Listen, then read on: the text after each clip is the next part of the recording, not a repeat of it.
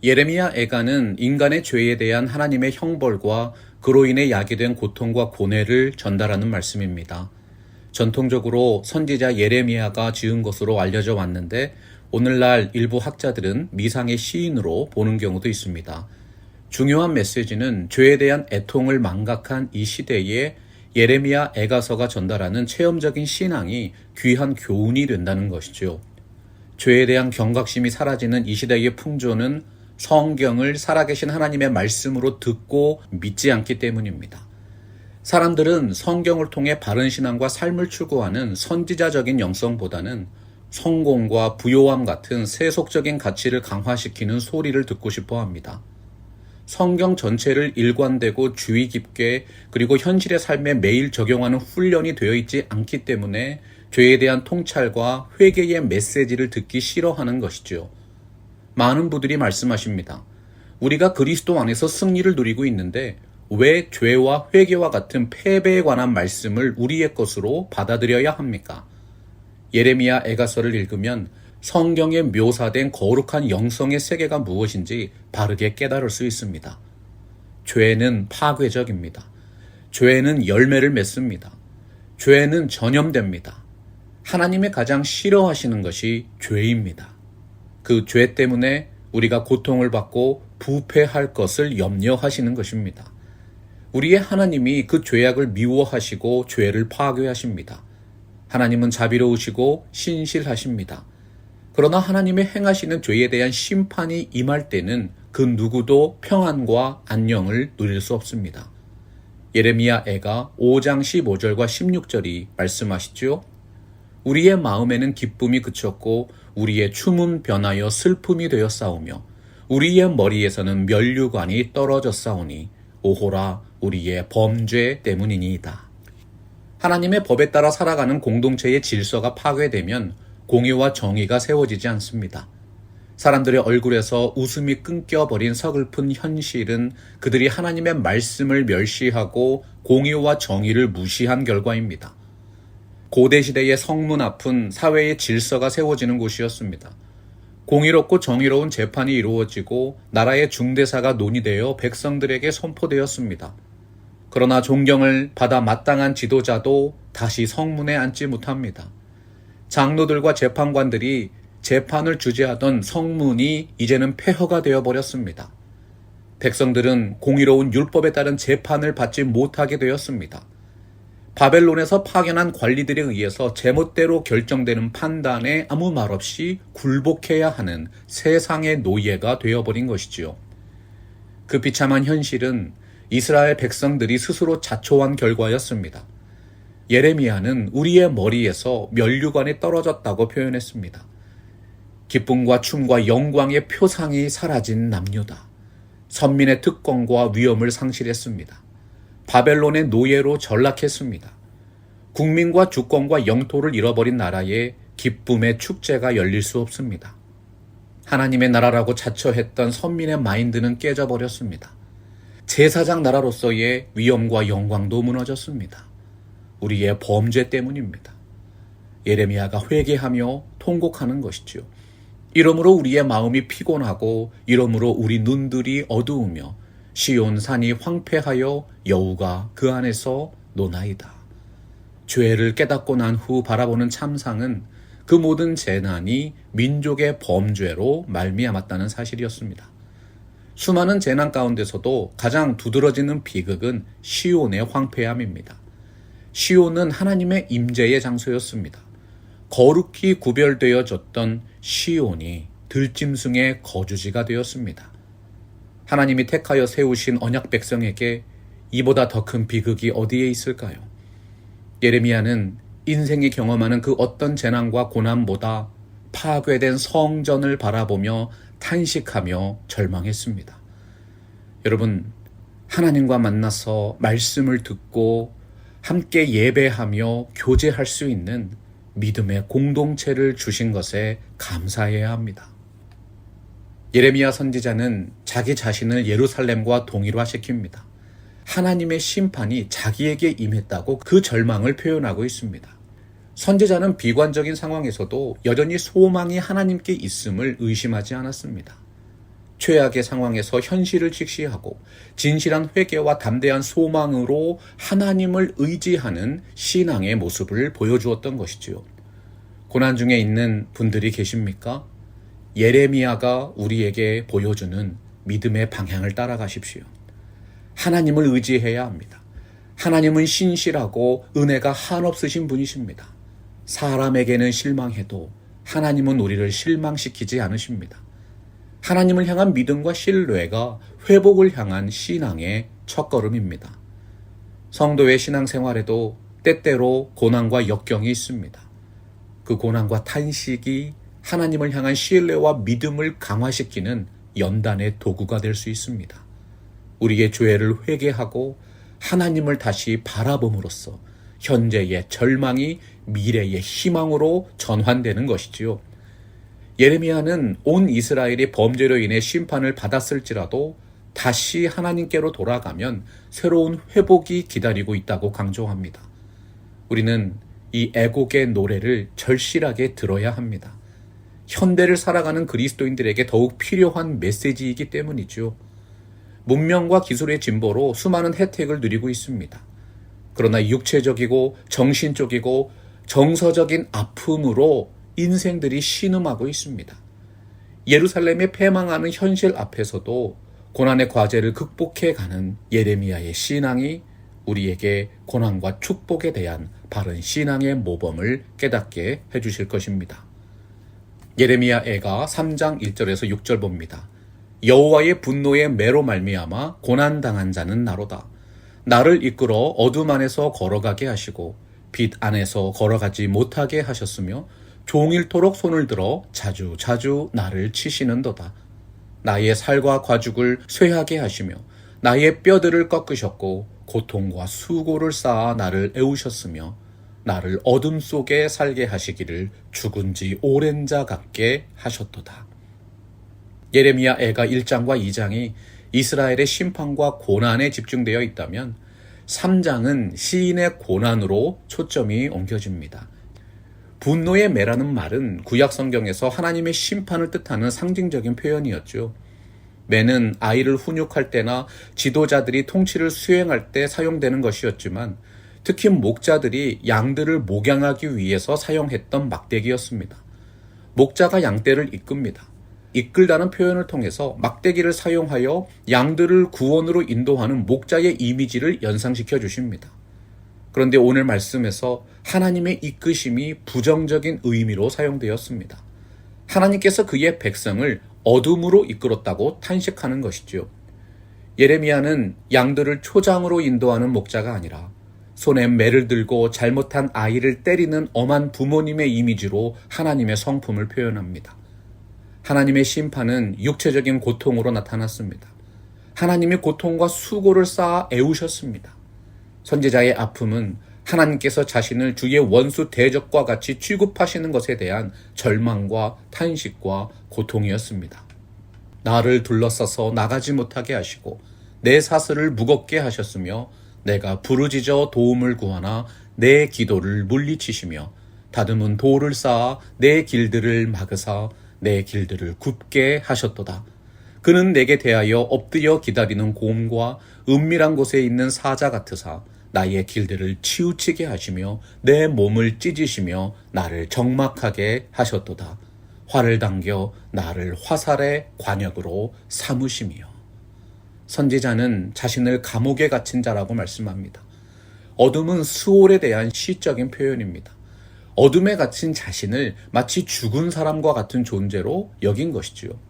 기도조차 응답되지 않는 상황이 그를 더욱 절망으로 이끌었습니다.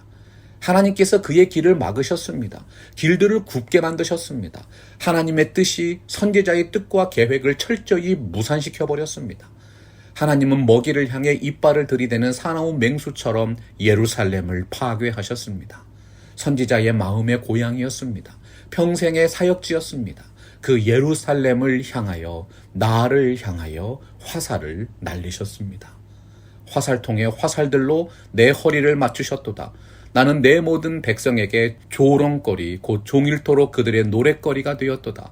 나를 쓴 것으로 배불리시고 쑥으로 취하게 하셨으며 조약돌로 내 이들을 꺾으시고 죄로 나를 덮으셨도다. 주께서 내 심령이 평강에서 멀리 떠나게 하시니 내가 복을 내어 버렸으며 스스로 이르기를 나의 힘과 여호와께 대한 내 소망이 끊어졌다 하였도다. 예레미야를 괴롭히는 더욱 큰 아픔은 사람들에게 당하는 조롱이었습니다. 쑥이라는 표현은 고통과 슬픔과 재난을 상징하는 말입니다. 사람들에게 종일토록 조롱을 당하고 속이 썩어서 쑥과 같이 되는 쓰라린 마음을 품게 하십니다. 그럼에도 불구하고 아무런 항변조차 할 수 없습니다. 하나님이 조약돌로 입에 재갈을 물리셨기 때문입니다. 도리어 불타버린 예루살렘의 재를 핥으라고 하십니다. 너무나도 비참하고 굴욕적인 모습으로 전락한 이스라엘 남유다의 모습입니다. 징계 중에 있는 영혼은 평강을 누리지 못하고 복도 느낄 수 없습니다. 하나님의 은혜가 거두어지는 것이 영적인 징계의 본질입니다. 하나님과의 교제가 끊어졌습니다. 성전이 파괴되었습니다. 끊어졌다는 히브리어는 소멸되었다는 뜻이지요. 하나님을 향한 소망조차 기대하지 못하는 참으로 참혹하고 절박한 상황입니다. 내 고초와 재난, 곧 쑥과 담즙을 기억하소서. 내 마음이 그것을 기억하고 내가 낙심이 되오나 이것을 내가 내 마음에 담아두었더니 그것이 오히려 나의 소망이 되었사오면 여호와의 인자와 긍휼이 무궁하심으로 우리가 진멸되지 아니함이니이다. 이것들이 아침마다 새로우니 주의 성실하심이 크시도소이다. 내 심령에 이르기를 여호와는 나의 기업이시니 그러므로 내가 그를 바라리라 하도다. 그러한 고난과 아픔 속에서도 선지자의 관심은 현재의 절망적 상황에서 하나님을 향한 미래의 소망으로 나아갑니다. 현재의 절망에 탄식하던 시인이 드디어 자신의 시선을 하나님께로 돌린 것이지요. 현재의 절박함에서 미래의 소망으로 발걸음을 옮기기 위해서는 오히려 그 재난을 내리신 하나님을 소망해야 합니다. 수많은 철학자들이 통찰했습니다. 인생의 절망은 소망으로 나아가는 진정한 시작점이다. 철저한 현실 인식과 절망 없이 진정한 소망을 기대할 수 없습니다. 선지자가 절망 속에서도 소망을 고대할 수 있었던 근거는 하나님의 인자하심과 긍휼하심이었습니다. 언약 관계에 근거한 변함없는 하나님의 사랑에 호소했던 것이지요. 하나님과 그분 백성 간의 언약 관계는 절대로 깨어지지 않습니다. 그 어떤 상황에서도 회복의 희망이 있습니다. 파괴된 이스라엘에게도 아직도 희망은 남아있는 것입니다. 하나님의 인자와 긍휼은 이스라엘의 남은 자를 통해서 나타났습니다. 이 교회를 구성하시는 여러분들이 바로 그 남은 자들이십니다. 비록 하나님의 징계와 심판이 혹독했지만 모든 백성을 진멸하지 아니하시고 우리를 남겨두심으로 이 시대에 하나님의 사랑을 보여주셨습니다. 하나님은 언제나 그 남은 자들을 통해서 새로운 시대와 희망의 공동체를 열어가시는 것입니다. 기다리는 자들에게나 구하는 영혼들에게 여호와는 선하시도다. 사람이 여호와의 구원을 바라고 잠잠히 기다림이 좋도다. 고난당하는 백성들이 해야 하는 유일한 일은 선하신 하나님께서 구원을 베푸실 것이란 사실을 믿고 기다리는 것입니다. 고난은 하나님께서 백성들을 올바르게 인도하시는 수단입니다. 고난이 닥쳐올 때는 잠잠히 하나님 앞에서 우리를 낮춰야 합니다. 심지어 우리를 치고 때리는 자에게도 뺨을 내어줄 정도로 철저히 낮아져야 합니다. 징계와 심판당할 때 누구나 억울한 마음이 생깁니다. 그 고통을 이기는 것이 어렵고 힘든 일이지요. 그러나 우리는 더욱 자신을 하나님께 내어 맡겨야 합니다. 하나님의 심판과 구원의 주권을 인정하고 받아들인 예레미야의 마음과 고백이 말씀의 외침으로 선포되는 것이지요. 이는 주께서 영원하도록 버리지 아니하실 것이며 그가 비록 근심하게 하시나 그의 풍부한 인자하심에 따라 긍휼히 여기실 것임이라. 주께서 인생으로 고생하게 하시며 근심하게 하심은 본심이 아니시로다. 선지자는 하나님으로부터 영원히 버림받지 않는다고 분명하게 확신했습니다. 예레미야 애가 2장과 3장의 초반부까지 그는 하나님께서 그의 제단을 거절하셨고 평강을 거두어 가셨다고 진술했습니다. 하지만 이제는 하나님께서 영원히 버리지 않을 것임을 확신하기 때문에 이전의 그 모든 부정적인 진술을 뒤엎고 있는 것이지요. 왜 그렇죠, 여러분? 진리를 깨달았기 때문입니다. 예레미야가 그 영원한 진리를 믿게 되었기 때문입니다. 하나님께서 고통을 내리시는 것은 하나님의 본심이 아니십니다. 고난과 아픔 중에도 소망이 있습니다. 하나님께서 인자와 긍휼을 베푸십니다. 하나님의 징계를 통해서 고통도 주시지만 그것은 하나님의 본심이 아니십니다. 인간이 겪는 고통과 근심은 하나님의 본심이 아닙니다. 불의와 억압은 하나님의 마음이 아닙니다. 하나님은 그의 발로 갇힌 자를 밟는 것을 원하지 않으십니다. 하나님은 바벨론을 보내어 예루살렘을 심판하셨지만 그것이 그분의 본심은 아니셨습니다. 백성을 향한 하나님의 보복은 영원한 심판이 아니었고 일시적인 징계였던 것이죠. 악인들은 하나님께서 세상의 불의에 대해 개입하지 않을 것이라고 착각합니다. 그러나 하나님은 결코 불의를 저버리지 아니하십니다. 절대로 불법을 방관하지 아니하십니다. 하나님이 계획하신 그 심판의 날은 1분 1초도 연기되지 않고 반드시 이 땅에 임할 것입니다. 화와 복이 지존자의 입으로부터 나오지 아니하느냐. 살아있는 사람은 자기 죄들 때문에 벌을 받나니 어찌 원망을 하겠느냐. 이 땅에서 발생하는 모든 일들이 하나님의 뜻 안에서 이루어지고 있습니다. 인생의 생사 화복은 하나님의 주권에 달려 있습니다. 죄에 대한 문제를 정당화시킬 수 없습니다. 문제의 근원을 올바로 직시하고 회개와 믿음으로 하나님께 나아가는 것이 유일한 회복의 길인 것이지요. 여호와여, 주는 영원히 계시오며 주의 보좌는 대대에 이르나이다. 주께서 어찌하여 우리를 영원히 잊으시오며 우리를 이같이 오래 버리시나이까. 하나님과의 관계 회복의 출발점입니다. 하나님은 영원히 계시며 온 하늘과 땅을 통치하시는 주님이십니다. 아무리 대단한 사람이어도 아무리 대단한 것들이어도 하나님의 피조물에 불과합니다. 피조 세계에 존재하는 그 어떤 것들로부터 우리는 온전한 위로를 받을 수 없습니다. 아담의 원죄 때문에 하나님의 그 모든 것들을 잊으셨고 버리셨기 때문이죠. 그럼에도 불구하고 하나님은 영원히 계십니다. 주님의 보좌는 대대에 이릅니다.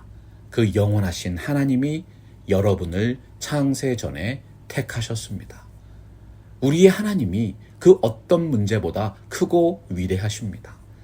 팜스프링스 개혁 장로교회 성도 여러분, 위대하신 하나님께서 우리와 함께하고 계십니다.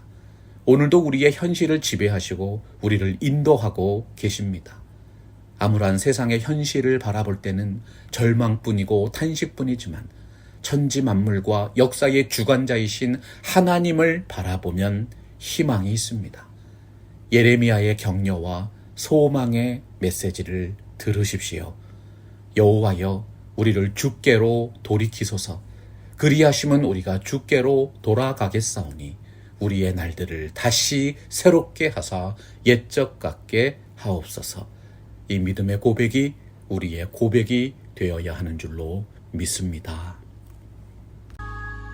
말씀 앞에서 경외함으로 주께 홀로 섭니다. 생명의 말씀 읽고 순종해 주를 예배합니다. 기록된 말씀 힘이 있어서 진리로 우리 거룩해 하며 거룩한 말씀 세세 영원히